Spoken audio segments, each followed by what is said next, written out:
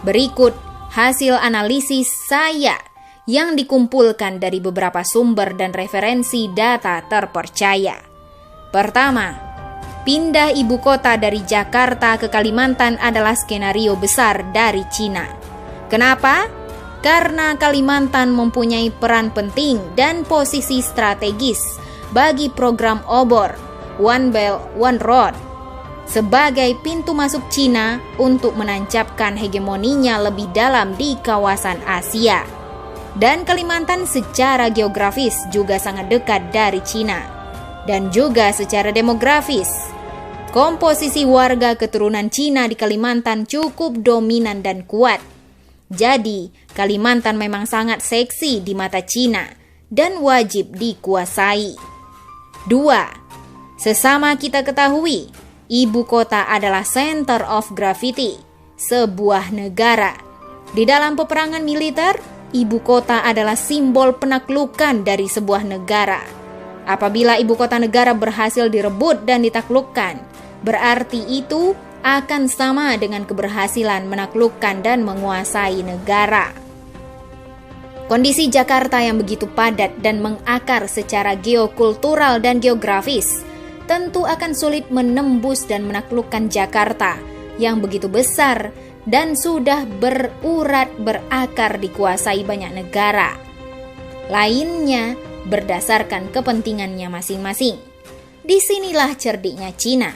Trauma akan lengsernya Ahok dan gagalnya proyek reklamasi Jakarta dan Meikarta menjadikan Cina mempercepat agenda pemindahan ibu kota Indonesia ke Kalimantan. Tujuannya apa? Kalau ibu kota dipindah, maka Jakarta akan lumpuh. Kekhususannya pun akan dipreteli dan dicabut. Semua kendali negara dipindahkan ke tempat ibu kota baru, yaitu di Kalimantan.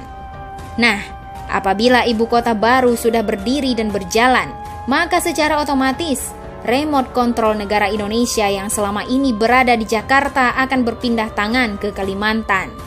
Dan ini sama artinya, semua kendali negara kita akan berpindah tangan ke Kalimantan. Secara paralel, seiring proses pembangunan ibu kota ini berjalan, Cina dengan mudah akan memobilisasi rakyatnya untuk masuk dan migrasi ke Kalimantan, agar kemudian menjadi mayoritas dan menguasai mutlak Kalimantan secara penuh, mulai dari fisik ekonomi, politik, dan komposisi jumlah penduduk seperti sejarah berdirinya Singapura dengan menyingkirkan pribumi Melayu. Dan ini bukan hoax atau halusinasi, karena fakta dan data ke arah itu sudah terbuka terang benderang. 3. Skenario peta jalan perpindahan ibu kota ini langsung terbaca oleh si adik kuasa Amerika bersama aliansinya.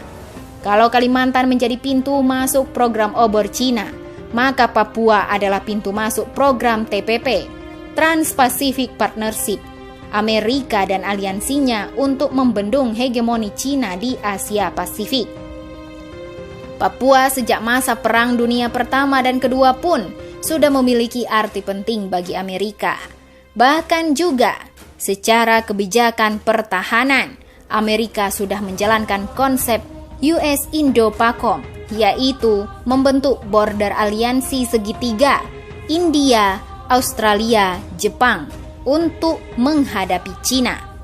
4. Jadi, perpindahan ibu kota ke Kalimantan ini sangat berdampak besar bagi masa depan Indonesia di antara jepitan dua kekuatan besar raksasa dunia. Perpindahan ibu kota ke Kalimantan adalah simbol kemenangan Cina atas Amerika dalam merebut dan menguasai Indonesia.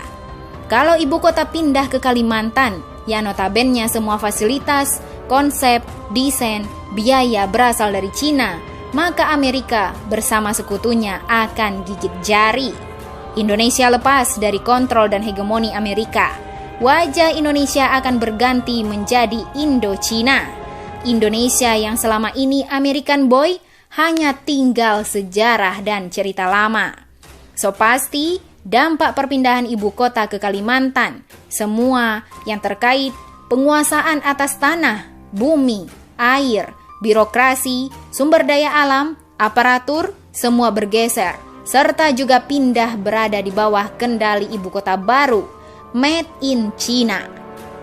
5. Melihat skenario ini, Amerika langsung memainkan skenario tandingan rusuh Papua untuk memecah konsentrasi, menjegal rencana perpindahan ibu kota ke Kalimantan, atau juga akan memutilasi Papua dari Indonesia dengan ancaman Papua merdeka dan menjadi milik Amerika sebagai basis dan pintu masuk hegemoninya di kawasan Asia Pasifik.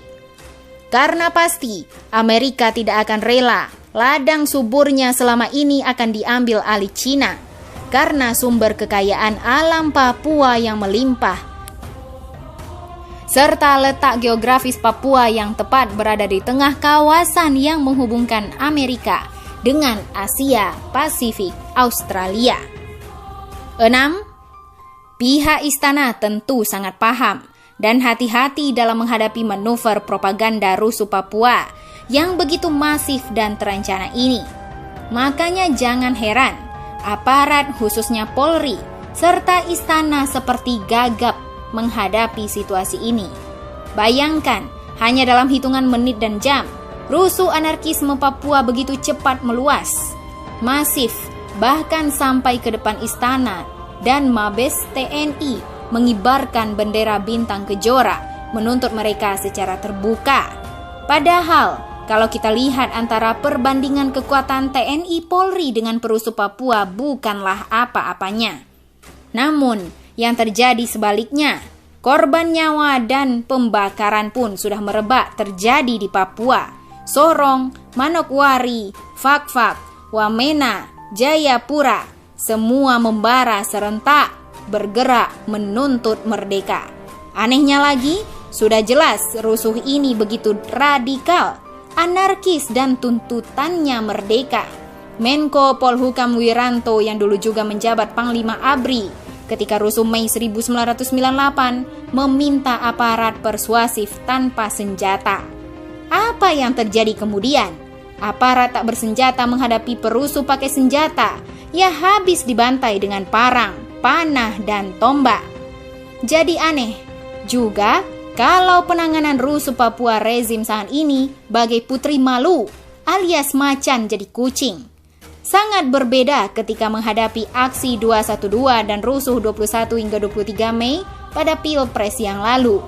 Negara kelihatan begitu ganas, perkasa, malah semena-mena terhadap umat Islam yang datang membawa sajadah dan kopiah.